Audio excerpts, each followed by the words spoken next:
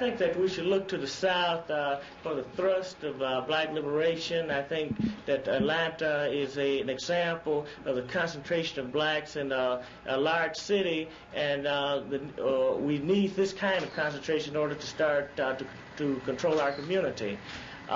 The South, too, it's like the saying where the chickens come home to roost, that the contradiction started here, Jamestown, 1619, I believe, where some slaves were brought over here, and this is where the wrong started. And I think that we always have to return to the original scene of the crime in order to correct the crime. I was so impressed with the people here and the fact that 65% are black, and the progressive thinking and actions of so many people, such as Dr. Stanford of Free for All Missionary Baptist Church. Now I'm in Atlanta, Georgia, in order to lay the foundation for the move to Atlanta, Georgia. This might take place within the next 6-month period. I'm in somewhat of a rush this visit. I might be here a few more weeks. My trial starts in Oakland, California next month, the first weekend next month. I say that I'm very happy to be here. I'm always happy to be among my people, and I find my people everywhere.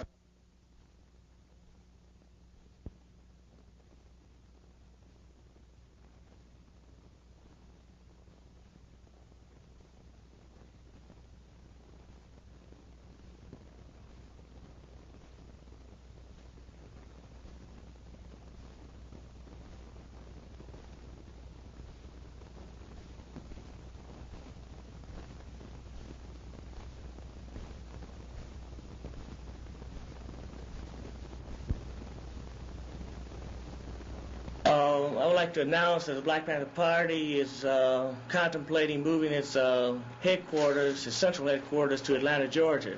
So, foundation for the move to Atlanta, Georgia. Why shift the base of the Black Panther Party's operation from the West Coast to the Southeast? So this is the situation. The book is still not there. The book is missing.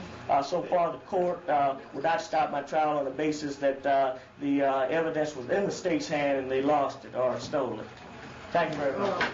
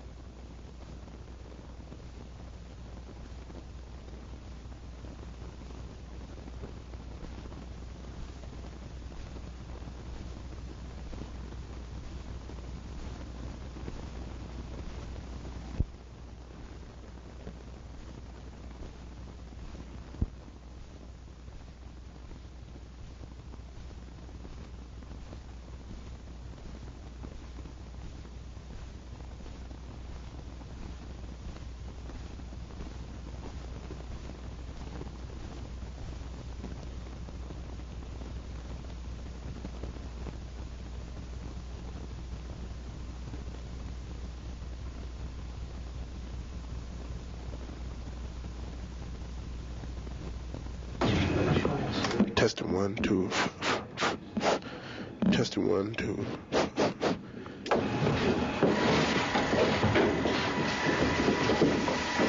Black people in particular, and poor people in general, and who's been doing great work. We invite the community to participate and send their children to our breakfast program that we give at this office every morning. We're also looking forward to working side by side all other groups and all other people who are attempting to make the world a freer place, and Atlanta, Georgia in particular a freer place. We realize that we haven't accomplish everything because we don't know what that means. So in order for us to progress, we have to keep striving towards freedom. This is somewhat an open-ended press conference. I would like to mention a few people who should be on everyone's mind. Number one is our Chief of Staff, David Hilliard, who's a political prisoner in California. Of course, we have Rochelle McGee, Fleeta Drumgo, and Cloutier, who are the Soledad brothers. They're the two who are left. Of course, George Jackson, who was a Black Panther Party member, was killed not too long ago. Angela Davis, we must keep the sister on our mind, and we must work hard to free Thomas Odo, who received 6 years here in Atlanta, Georgia, this very progressive place, for snatching a purse. He wasn't a party member, but we're concerned with justice in general. 6 years for snatching a purse. He was a Vietnam veteran, and we think that that's ridiculous. We question the justice of the court. It seems to be tainted with the kind of racism that's general here in America. You know that the party has gone through many transitions. We've had many contradictions in our party, and but this is true. Mr. Newton, you mentioned that you're thinking about bringing the central organization to Atlanta. Any idea when this would take place, or have you pinpointed a date for this change? Well, we're considering it. You seem to be confident that you'll be able to return to Atlanta. Does that mean that you're confident that you'll be acquitted at the trial? I'm sure that I'll be acquitted. I should never have been tried in the first place. I was tried not too long ago where there was a hung jury. I was reversed by the appellate courts, and that was a trial in itself where they released me from prison. So really, I'm going into my 4th trial. And this is very unfair. I feel it's cruel and unusual punishment, but it's typical of the treatment of the victims and people who are political minded, progressive in their actions. It's true that we are subject to that kind of treatment. We correct the crime that has a core someplace else. So I think it's only natural and logical for the liberation move and the focal point to be in the South. What is the program of the party overall? We have a 10-point program, generally the oppressor. Blacks have the image of being a victim and not getting their rights. The Black Panther Party is not important in itself. Matter of fact, no organization or party ever changes anything. The most we can do is act as a beacon light or spark that will mobilize the masses of the people who always make the change and make world history. That the Black Panther Party is unimportant as an organization, just as the Democratic Republican Party or the Ku Klux Klan. They're very unimportant as a group. They are important in the respect of being an influence upon people, and they will judge whether they're positive or negative on the basis of how free they make people in general.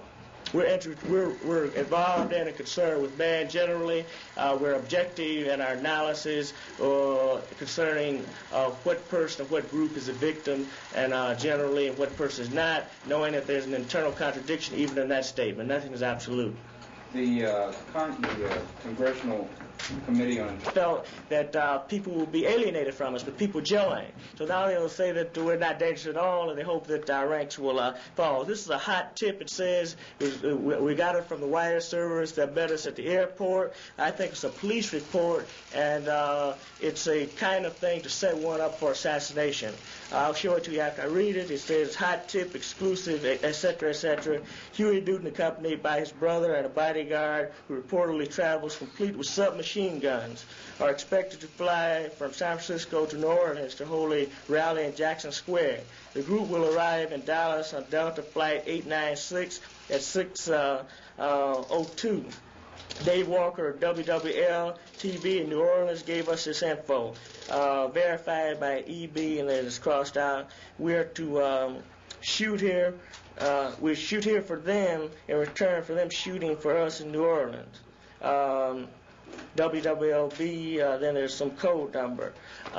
It passes around, and I said that in the first place, they know very well that we're always searched when we get on the airplane, and how in the world would you take a submachine gun with the metal detectors and all the other security devices. So judging just from the objective back, I would say that they're insincere in their statements about us, whether they say that we're most dangerous or we're not dangerous at all.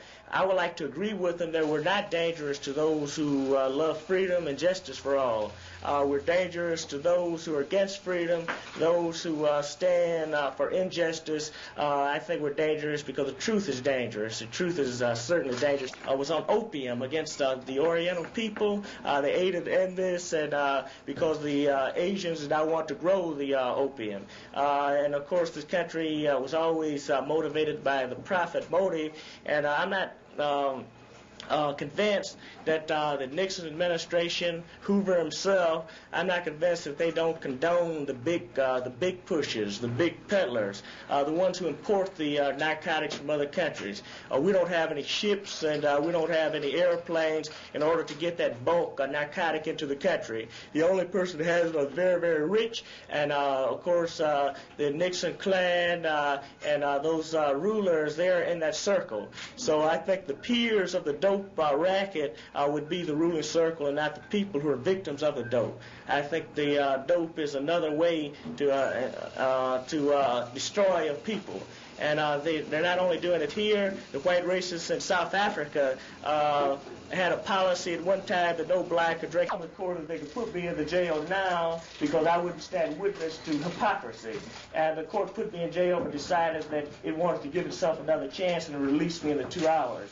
As far as I was concerned, that we didn't need to have a trial at all because they were not going by the rules of justice. They had stolen evidence, which was a law book that I was carrying when the police attempted to murder me.